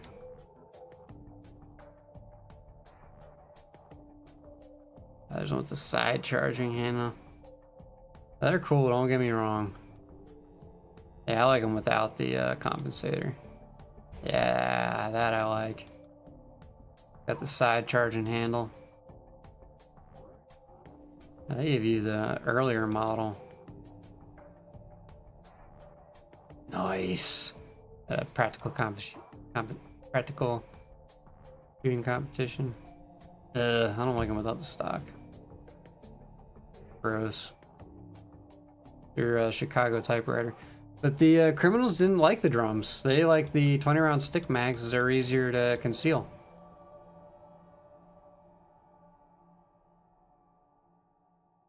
Let me look at the... It was not used that often by criminals. Oh, it had a 10-inch barrel. 12-inch with cuts compensator. They got unit price.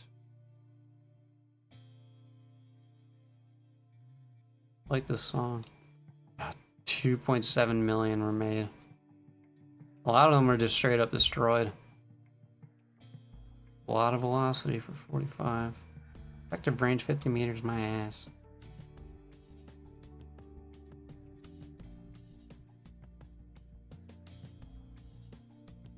Oh, the A1 didn't take the drum. That's probably why they didn't put that in the games. They wanted to show the drum, which is cool. Wow, 600 to 1500 rounds per minute, depending on model. That's an insane cyclic rate. Let's say unit costs. It's kind of lame.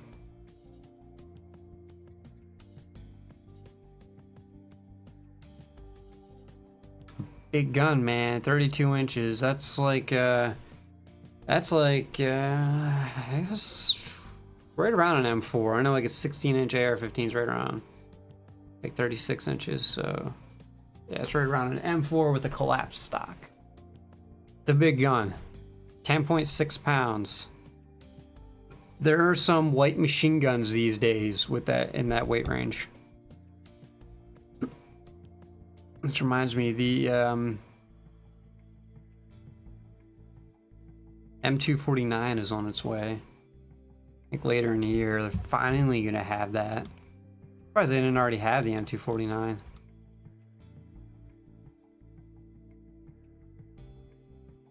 This is such a mainstay of the US military anymore.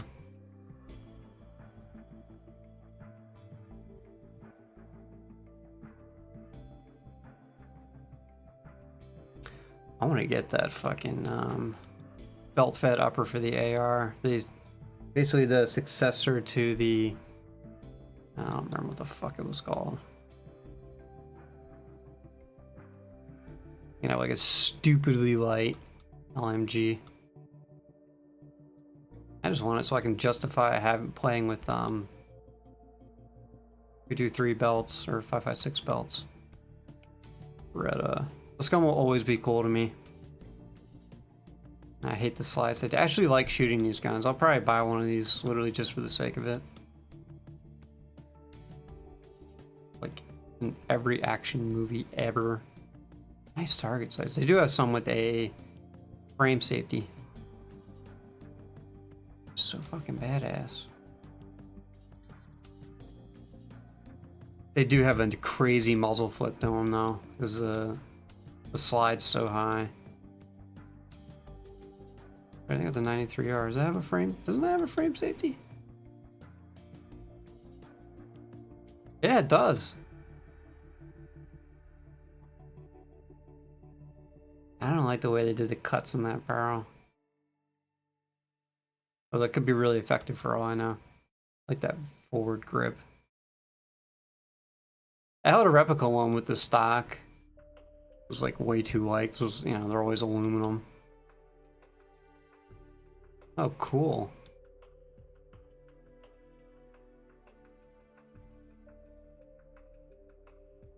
Yeah, they're cool.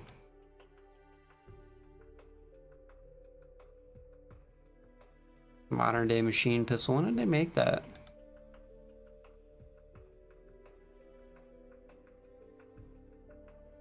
Fucking cool, man.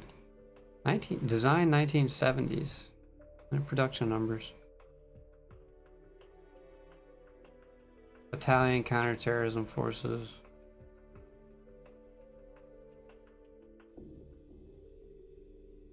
That would be a good concealable piece. Stocked pistols are just weird though. I'm not a fan because, you know, because of the slide and everything, they gotta be really far from your face in order to see the sights and everything. So you're better off with like an MP5K or something, because you can do like a really, especially with body armor, you need a really short length of pull.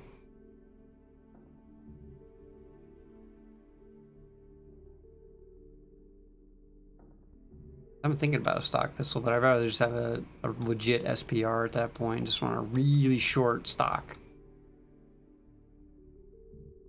Where's the MP5K?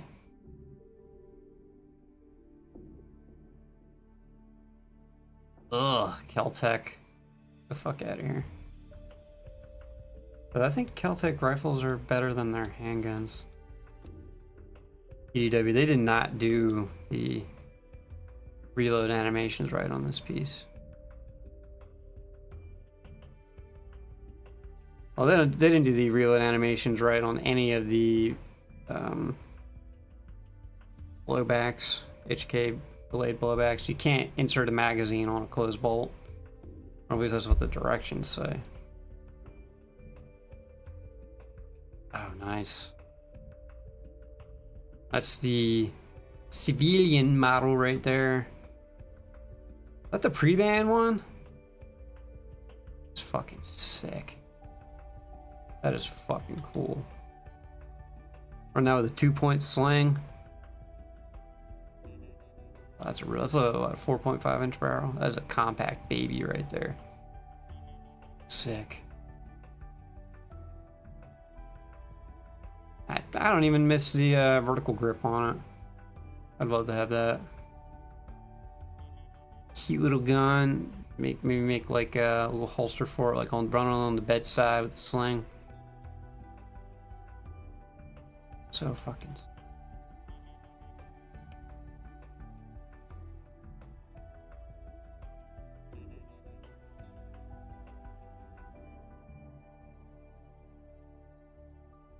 Oh man, that is so fucking cool.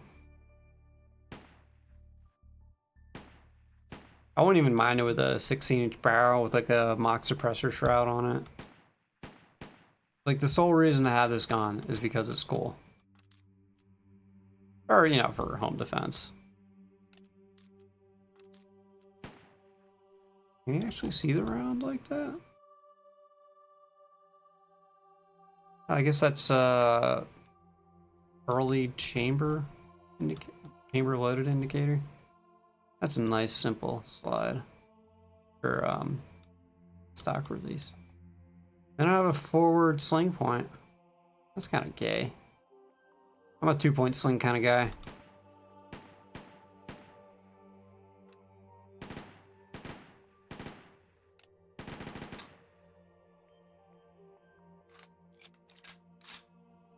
Yeah, that's not how you load an MP5. Unless it's different on the MP5K. I'm pretty sure it's not. It's the same general action. Man, that's, if you've ever, like, even just a replica, you ever get your hands on one of these, like, they're just nice. I love the MP5 sights.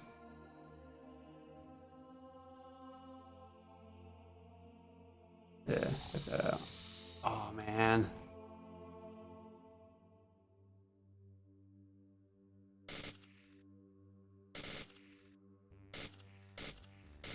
Damn. Insane cyclic rate. I'm surprised, well,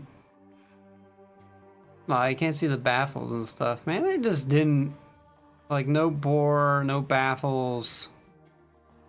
Just miss so... They got all the wear details right, but then, like, shit, like, they don't texture the bore. They don't model the baffles and the suppressors. What's the flash hider look like? Oh, that's cool. I like that. I like that a lot. That would make a sick home defense package, but, you know, for home defense, you know what would be even better? Suppressor, so I'm not, like, blowing my fucking eardrums out in my house.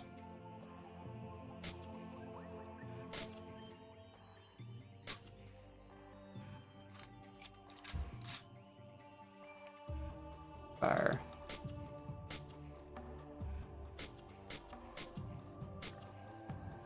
Oh, man. I might have to do like a 5-inch barrel AR-15 and just put like a long fake shroud on it so I can put the vertical grip. I want a gun like this. I don't even care if it's not an MP5. I don't care. I'll take an AR like this. It's so fucking gnarly, man.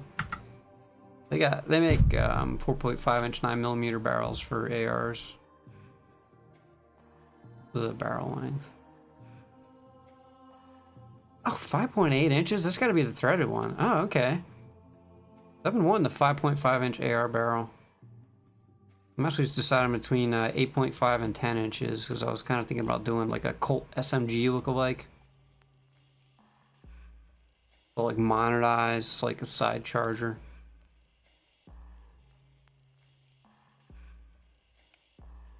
This gun's not that cool to me, but that's because I can't have it.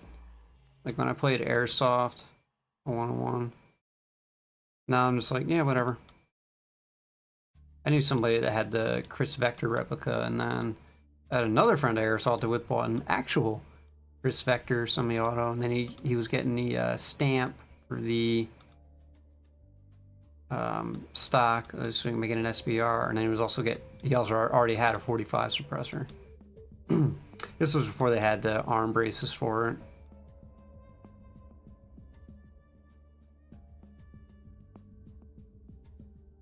They don't look bad with a 16-inch barrel though. Like most 9mm carbines, like they just look like so stupid with a 16-inch barrel.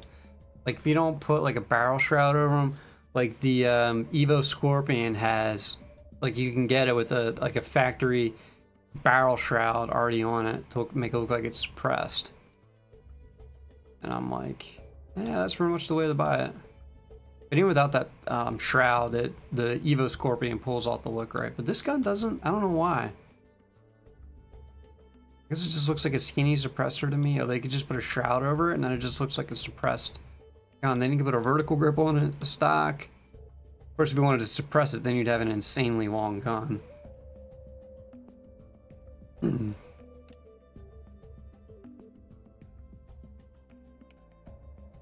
That gun is unbelievably lame. You cannot put a vertical grip on that. But, look, the creators of this game aren't American, so they don't know better. Pretty sure, are they like Russian or something? I don't know. Probably get an arm brace on that nowadays. I like that. I like that cocking handle. I hear these guns aren't bad. They're a little more fragile than an AR though. Oh, is that the Calais version? Ugh. Looks so dumb without a... here's the thing. Barrel shrouds, which is not the shoulder thingy that flips up, they protect your hand. Like, I would not shoot this. Like, this right here, I would not shoot that. Because not only the barrel right here, that gas tube gets stupid hot, too. That's just fucking dangerous. Stupid fucking politicians.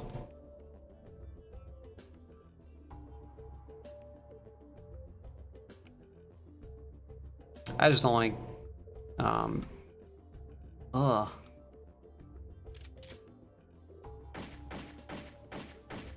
Yeah, the muzzle flash, it's way larger on the real gun. Ew, it came with a 10-inch barrel? Ew. That looks better with a 20-rounder.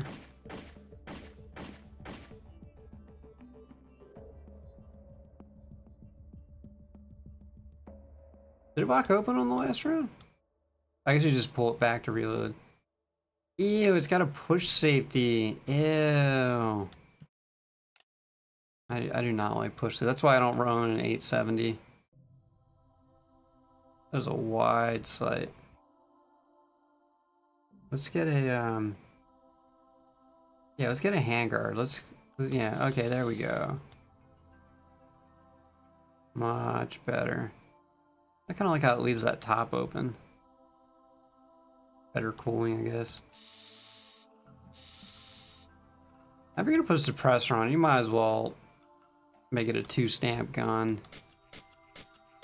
And get like a folding stock on there. Make it an SBR. Unless you need to, oh,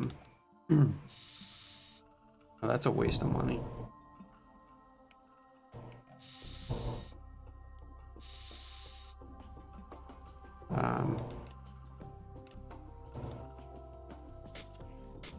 Oh man, that'd be so front heavy. That'd be such an awkward gun to shoot. No, you can, that is, okay, yeah, I'm taking that off. That's...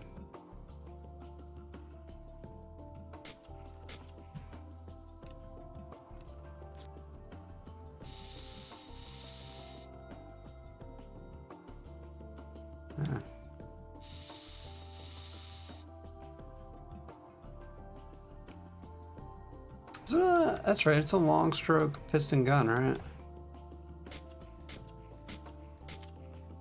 Yeah, long stroke means that the operating rod is attached to the BCG, the bolt carrier group.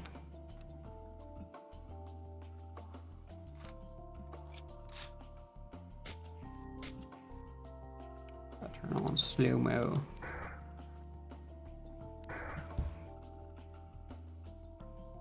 X-ray 3, yeah, you see the bolt there.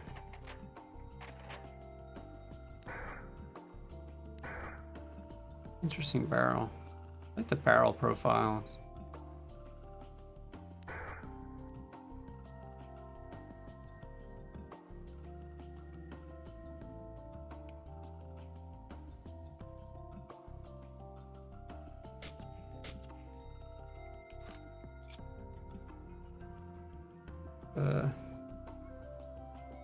PMAG. The Gen 2 PMAG. Yeah, I'd rather have the plastic Stenag. So I'll take off the suppressor. The flash hider. Oh, it's a regular bird cage. I don't know, I just don't like the fireballs that come out of here. I just change the grip on it. No, you can't do that. You can't put vertical grips on. That turns into any other weapon. I don't...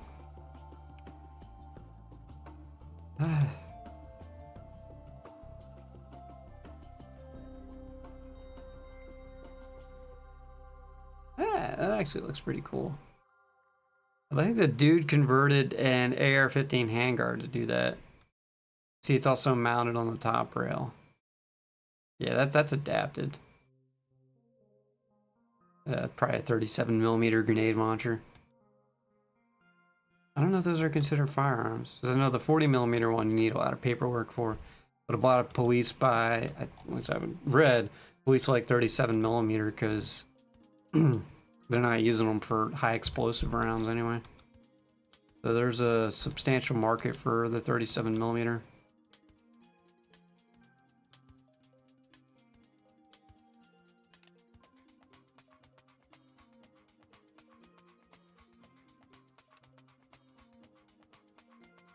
I don't know why the mat bothered me, because they didn't animate the projectiles in operation. This gun's cool, 37 parts. And it's double single, as far as I know. Alright, and it fires stupidly potent plus P plus ammunition. I don't think these were ever imported into the United States. I'd love to have one. And run my buffalo bore plus B plus through there.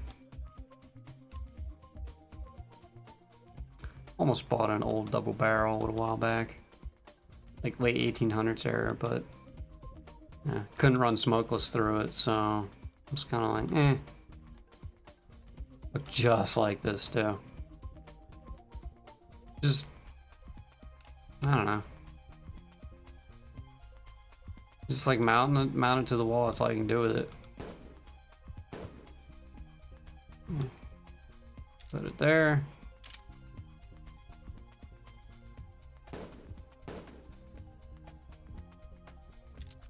That's kind of a sawn off barrel. Oh my god, this is like the felony simulator.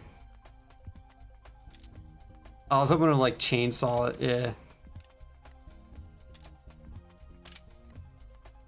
There you go, Doom 2 Super Shotgun. They don't let you shoot both barrels at the same time. You can do that. Not good for the gun, but you can do it.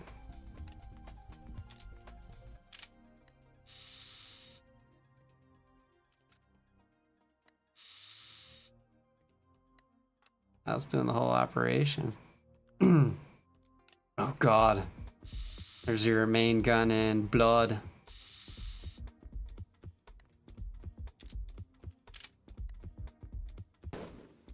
Does it have any extractors or ejectors? Extractors.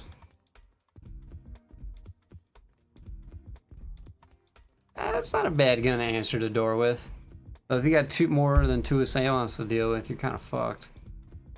Last time I opened the door at 3 o'clock in the morning, all I had was a little car CM9. I like that. I like that safety.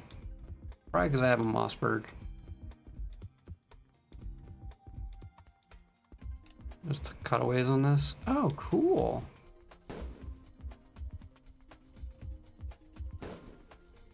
That's way cooler than X-ray. That's awesome. Ah, cool. Oh wow, you can even see into the shotgun shells. Put on slow-mo. Oh, they don't animate the projectiles. I hate when they don't do that. Cool. Damn it, suddenly I want one, but I want one that shoots smokeless. Oh, I like to shoot trap, so I could actually use one of these, but it's got to shoot modern gunpowder, obviously. And toggle X-ray. That's cool. How many parts are in it? 80 parts. That's pretty low for a long gun.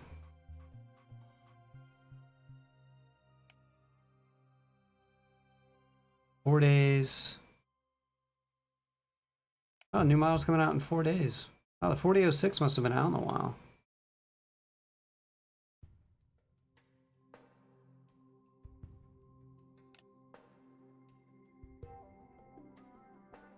Alright, it's like 1:45. I need to go to bed. Anybody who's watching, thanks for stopping by. Gonna be a chill night. I'm gonna find some like more popular chill games in the near future for days like this where I don't feel like playing a horror game or an action game, or you know.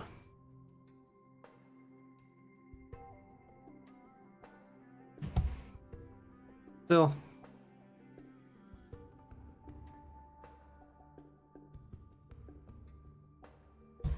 All right, take care, everybody.